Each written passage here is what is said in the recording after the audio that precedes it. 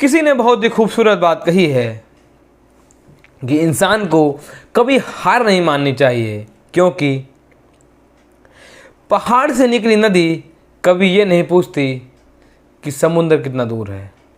नमस्कार, राम राम, सत श्री अकाल। मैं आपका दोस्त, आपका भाई आलोक कुमार गुप्ता। आज एक छोटी सी कहानी बताता हूँ, बहुत पुराने समय की है। एक लड़के की, एक लड़का जो कि बेरोज़गार घूम रहा था और यहाँ वहाँ नौकरी की तलाश कर रहा था, पर उसको ऐसे कोई नौकरी लग नहीं रही थी। जब परेशान हो गया तो उसका एक दोस्त राजा के यहाँ सेनापति था, तो उसने सोचा क्यों ना दोस्त के पास ही मदद मांगी जाए। तो दोस्त के पास जाता है और उससे कहता है कि भाई राजा के यहाँ मेरी कोई नौकरी लगवा दो। तो सेनापति उससे पूछता है कि तुम्हारे पास क्या स्किल सेट है, कि मतलब तुम्हें क्या आता है। तो कहता है कि देखो, मुझे ऐसा कुछ आता नहीं है, पर मुझे थोड़ा थोड़ा हर कुछ आता है और मैं कोई काम पड़े तो सब मैनेज कर लूँगा। तो बोलता चलो ठीक है, पर राजा नहीं मानेंगे। राजा के पास जाता है, राजा से कहता है सेनापति महाराज इनको अपने यहाँ नौकरी पर रख लीजिए। तो राजा उससे वही सेम प्रश्न पूछते हैं कि तुमको क्या आता है, मतलब तुम्हारी क्या स्किल सेट है। तो वो कहता है राजन मुझे ऐसा कुछ आता नहीं है, बट मुझे अगर कोई काम दिया गया तो मैं सब मैनेज कर लूँगा। तो राजा बोलते चलो ठीक है, इसको नौकरी पर रख लेते हैं। रोज़ महल में आता जाता, पर इसको कोई काम नहीं दिया गया था। हर डिपार्टमेंट में जाता और आता, घूमता टहलता रहता, पर इसको कोई काम था नहीं। थोड़े टाइम बीत गए तो राजा की नज़र इस पर पड़ी और राजा ने सोचा ये तो ऐसे फालतू में आता जाता रहता है, इसको कोई काम नहीं है, चलो इसको काम पकड़ाते हैं। तो राजा इसको बुलाते हैं, यहाँ आओ, तुम्हें एक काम करना है। दूर पहाड़ी के नीचे तलहटी में एक गांव है, जहाँ के लोगों ने हमसे कुछ पैसा लोन पे लिया हुआ है, जिसको अभी तक चुकता नहीं किया। तुमको उन पैसों की वसूली के लिए जाना है और तुम्हारे लिए घोड़ा तैयार है। मैंने तुम्हें आज तक कोई टास्क दिया नहीं है, पर आज तुम्हें एक टास्क दे रहा हूँ, इसको बहुत ही ईमानदारी से और बहुत ही मन लगा कर पूरा करना। बोलता ठीक है राजन। खाने पीने की व्यवस्था भी राजा ने करवा दी थी, घोड़े के ऊपर ही रख दी थी। जब ये निकलने वाला होता है तो उनसे कहता है राजा से कि राजन आप बताइए, मैं वहाँ से लौटते वक्त आपके लिए क्या लेकर आऊँ।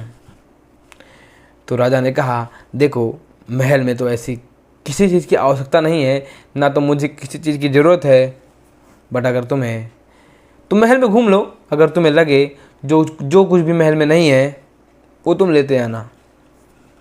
महल में घूमता है, घोड़े बैठकर चले जाता है।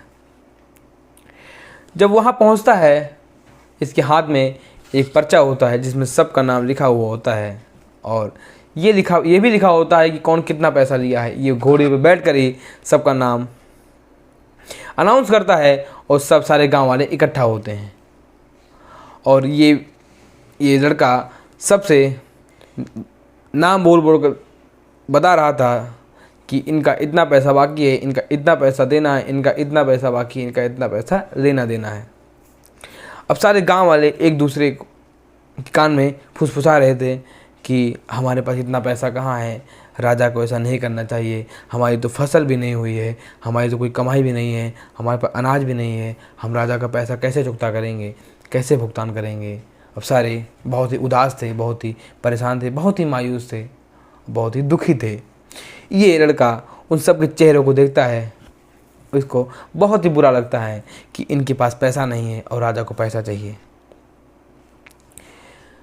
तो ये सारे अपनी परेशानी बताते हैं। तो वो लड़का कहता है कि आपके सारे पैसे अब राजा को नहीं देने पड़ेंगे। तो सारे खुश हो जाते हैं, अरे वाह वाह वाह, पैसे नहीं देने पड़ेंगे। लेकिन इतने में उन सब के दिमाग में आता है कि पर्चा तो इसके पास अभी भी है, जिसमें हमारा अंगूठा लगा हुआ है, जिससे ये प्रूव होता है कि हमने राजा से पैसा लिया है। अभी सारे के मन में यही बात चल रही थी कि मान लो अभी तो ये व्यक्ति है, बोल रहा है कि आपको राजा का पैसा नहीं देना है, पर अगर यही पर्चा लेकर कर राजा ने किसी और को भेज दिया तो हम क्या करेंगे।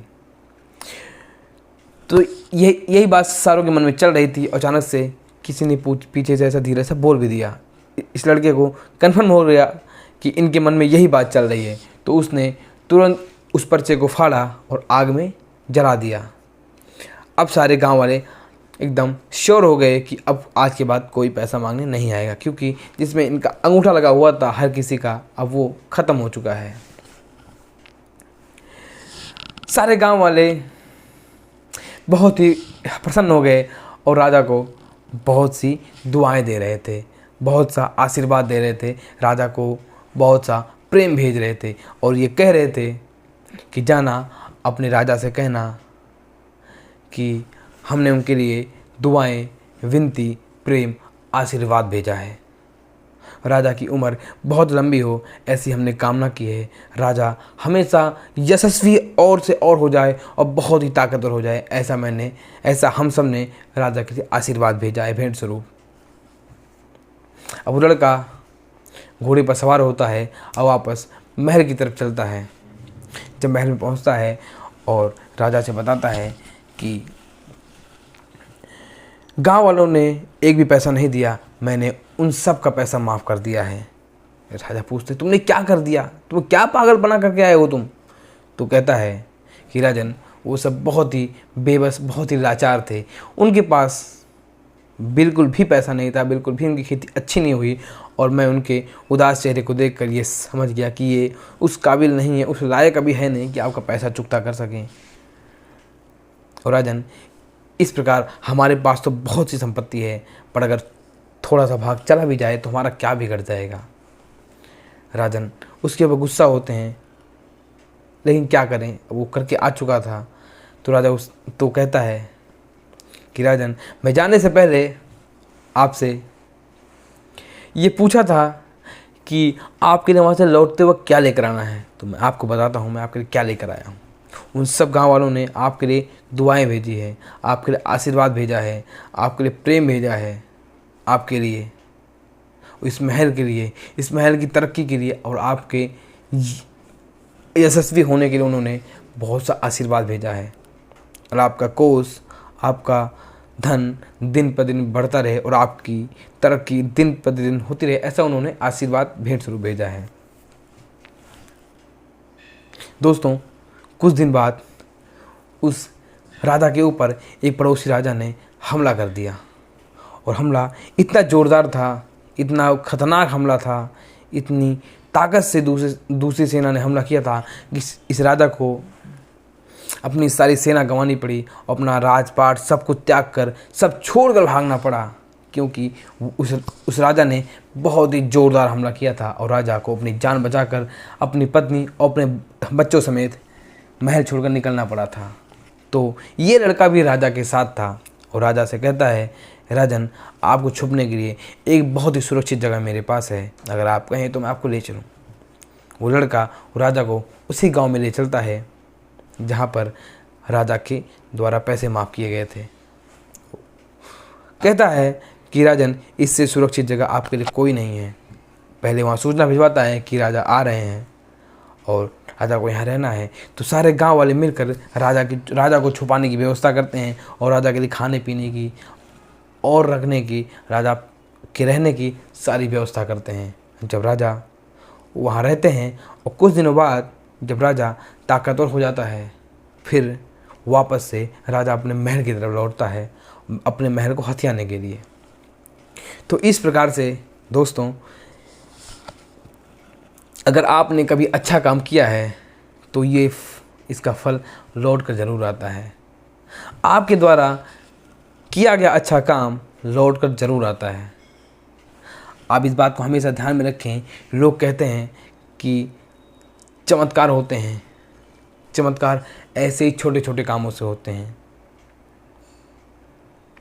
चमत्कार यही वो आशीर्वाद, यही दुआएं, यही प्रेम आपके लिए चमत्कार बन जाते हैं। तो आपको हमेशा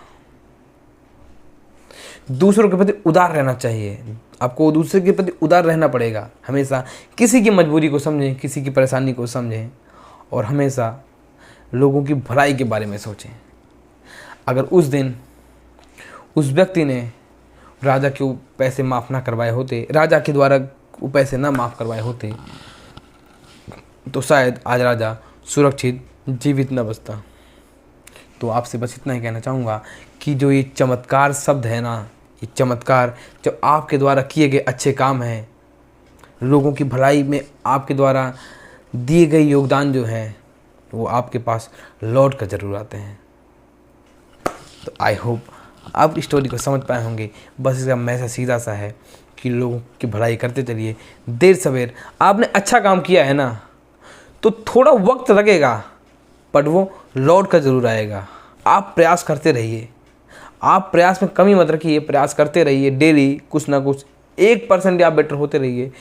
आप देखेंगे कि आपके पास जो आपका किया गया अच्छा कर्म है वो किसी न किसी रूप में लौट कर आप तक ज़रूर आएगा, और आपको उस दिन एहसास होगा कि मैंने जो भी किया वो शानदार किया, अच्छा किया है। तो आई होप आप कहानी के मैसेज को समझ पाए होंगे। अच्छा लगा हो तो दूसरों को शेयर करिएगा। राम राम।